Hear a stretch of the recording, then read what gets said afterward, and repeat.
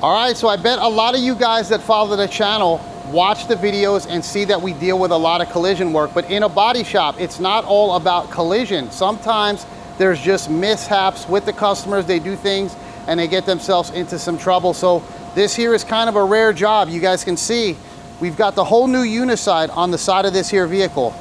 And the reason that this here vehicle had to have this uniside put on was not because of a collision, it was more of an accidental. This here door happened to be open and it got bent, but what happened was it bent the inner structure of this vehicle, and this is ultra high strength steel and it cannot be repaired. So we had to pull off the side, change out the inner, and make sure that we did a quality job, because these vehicles are built to withstand the collision, and they have certain metals that cannot be repaired, they cannot be welded to, they have to be replaced. And this is something here that we did on this job. So I'm going to show you a little bit of what we did to this job. My man Dustin took this thing, put the inner in, treated the whole inside of the uniside. We got it glued on because this is glued and welded from Tesla. That is the procedures on this job. So in this video, we're going to get this one shot back together, and I'm going to show you guys some tricks that I've been doing now with the Glazeret system that I think will help you guys out if you're in the field. And if not, you just like watching this type of stuff, you're gonna see a shop here that we use the premium product. So if you're ever getting your car repaired, especially with a Tesla, you wanna take it to a certified repair center that is gonna use top of the line materials, and that's what we're gonna do here in this video.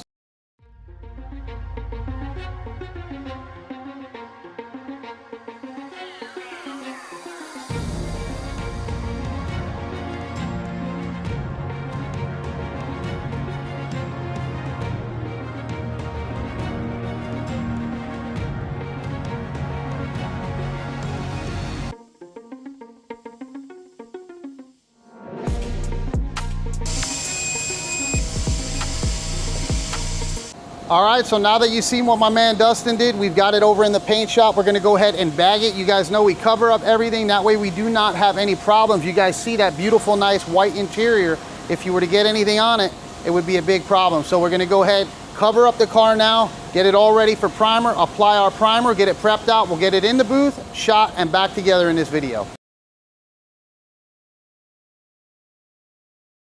All right, so we've got everything now bagged up. That way we do not get any overspray inside the vehicle. We've got everything scuffed down and clean.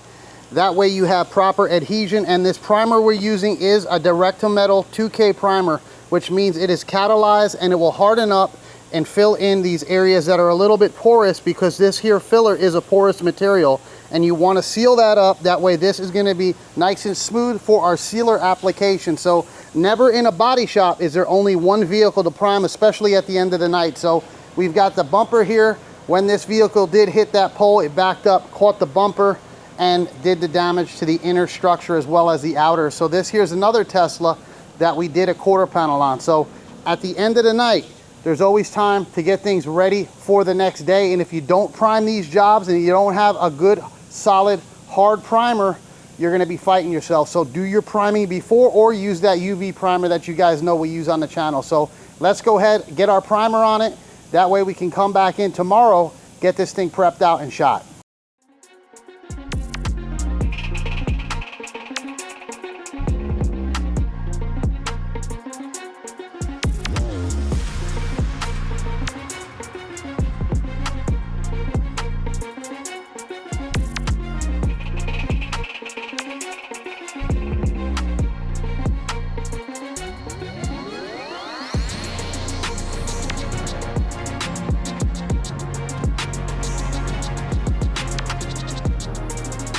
All right, so now we've got a dry primer. It is the next morning, and you guys will notice right away the difference from the last video of it being wet looking. Now we've got a dry primer. It dulls down, and that is an indication that we have a dry primer. So we're gonna get it prepped out, but before we do that, we've got to get our parts out of the booth that we did last night. And I wanna show you guys the clear, because this is the finish that I've been achieving here lately with this product. And I'm gonna show you guys a trick that I've been doing lately that's gonna give you this same exact finish. And I think you guys will be really happy with it once we get into the paint part. So we've got to get this stuff out. We'll start prepping that out. We're gonna use a 320 on the primer. and then a 400 on the E-coat. That is something that you don't really have to sand the E-coat with this sealer that we're using, but there's a lot of imperfections in that factory E-coat. You want to make sure you get them out, otherwise you're going to see them through. So let's go ahead, get these things out. We'll get that prepped out and in here, and I'm going to show you guys another trick of a product I'm using that they have from Glazert that works beautifully for the application.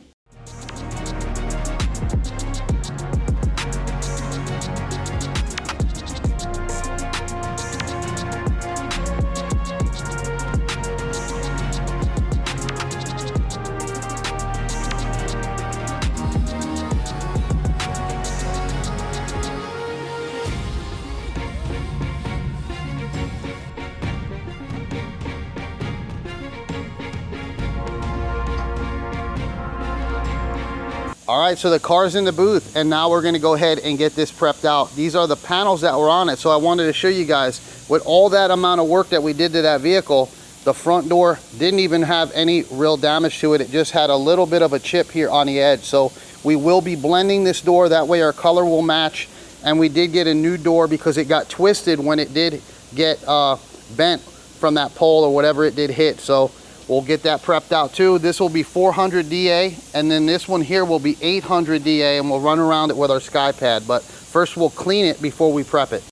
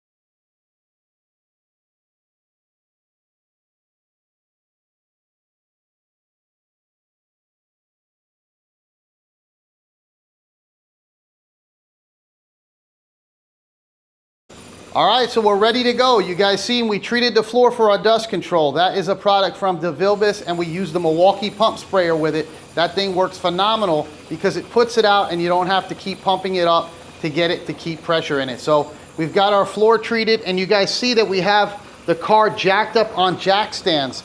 That is so we can get access to the bottom of the rocker panel and get paint on it. But before we do our paint, we are gonna have to apply the chip guard. So Tesla has its own unique look with the chip guard. It almost looks like there's a machine that comes and mops it on.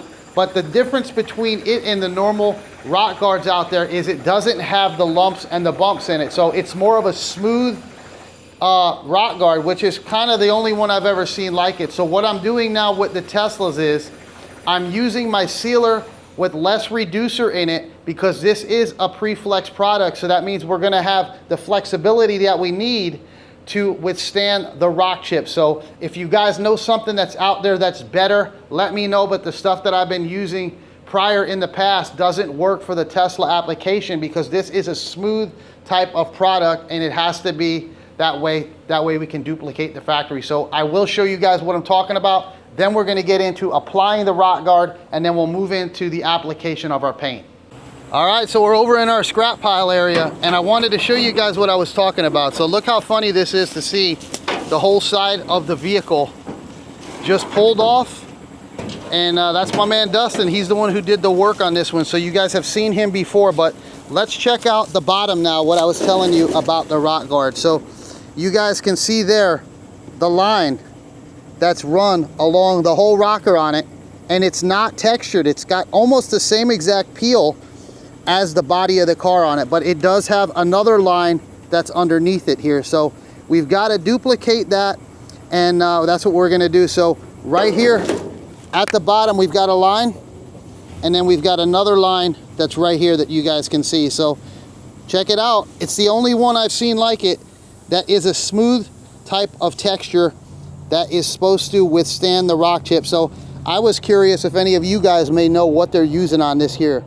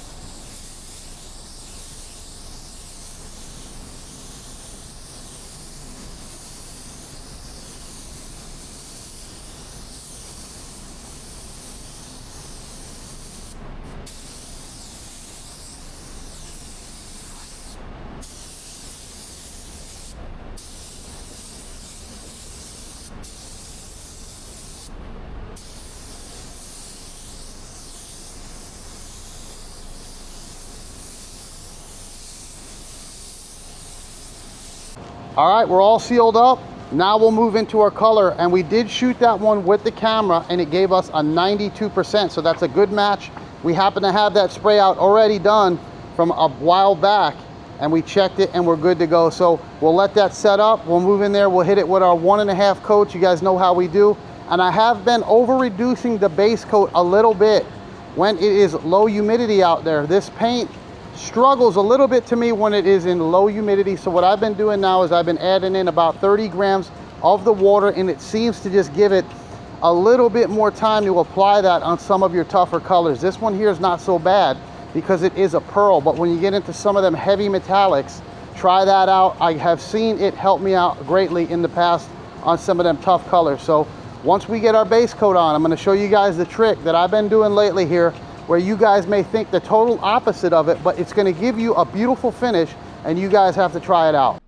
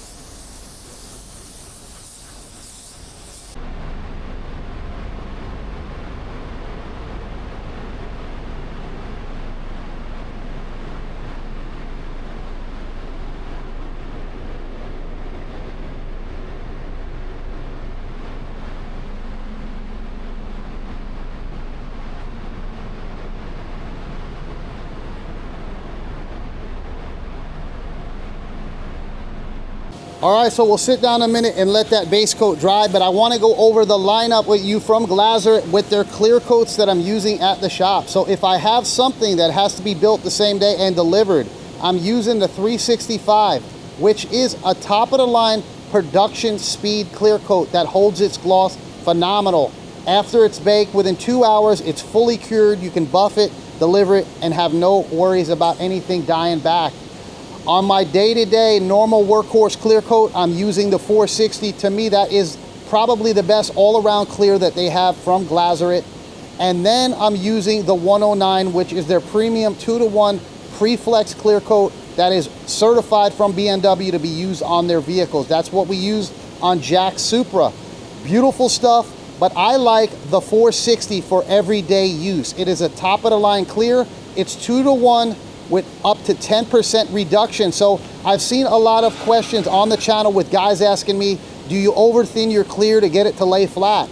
These newer clears are designed to set up immediately once they are applied to these vehicles, so they do not have a lot of flow time. So if you thin that clear out, you're gonna make it even faster of the cure time because now you have less product on there. I've seen here now with the 460 that when you reduce it the 5%, it flows out better, you have more body, and it really performs better to me in my area. So it is warm here, so things start to set up quickly, and we are using top of the line guns that really break these clears up. So the old school guns put out a bigger pellet, which was giving it more body on the vehicle, whereas these new Luma guns, these new WS400s, they atomize that clear so flat that sometimes it struggles to wet that panel up. So with this here 460, I've been mixing it 5% reduction, and you guys will see how mixing it thicker sometimes will let it stay open longer and give you a better result. So let's go in and clear it.